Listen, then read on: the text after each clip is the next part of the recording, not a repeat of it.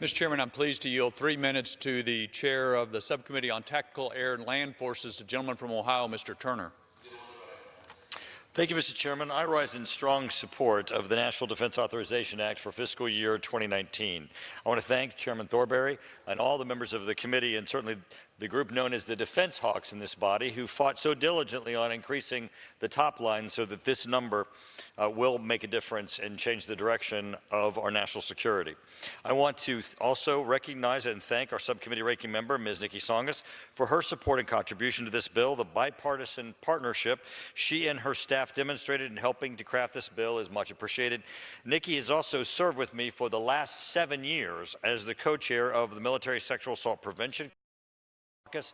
Although this will be her last National Defense Authorization Act, her work on this subcommittee and the caucus on sexual assault prevention will be a strong legacy. Within the Tactical Air and Land Forces Subcommittee's jurisdiction, this bill recommends authorization of over $97 billion in needed modernization funding that is necessary for our comparative and competitive advantage against strategic peer competitors. The bill again recognizes the importance of fifth-generation strike fighter capability and supports the President's budget request for 77 Joint Strike Fighters. This bill also authorizes the Department to procure additional F-35 aircraft if funds become available through cost savings and program efficiencies. I also want to take this opportunity to highlight the many foreign partners that comprise the F-35 program, which often gets overlooked by many. These foreign partnerships strengthen our ability to better operate with our allies in future conflicts.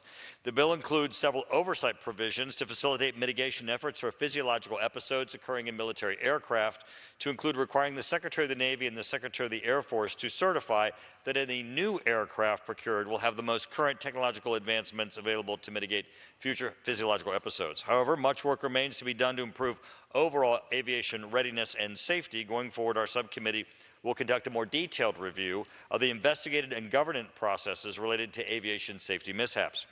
The bill provides an additional $623 million for JSTAR's recap program based on our analysis resulting from extensive committee oversight activity. We have concluded that completely walking away from this program imposes an unprecedented level of risk to our warfighters.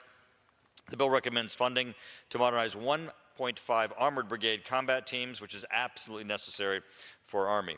For the 7th consecutive year, the bill addresses sexual assault in the military. The bill requires the Department to create a single office responsible for sexual offender registration, expands expedited transfer rights for victims of sexual assault, and further empowers the Defense Advisory Committee on investigation, prosecution, and defense of sexual assault in the armed forces. This bill also protects our service members and their families by closing a gap in the way the Department prescribes controlled substances. The bill requires the Department to share more information with state prescription drug monitoring programs to combat the opioid epidemic. Finally, I'd like to recognize the role small businesses plays. The Small Business Innovative Research Program is highlighted and is bolstered in this. I encourage all of my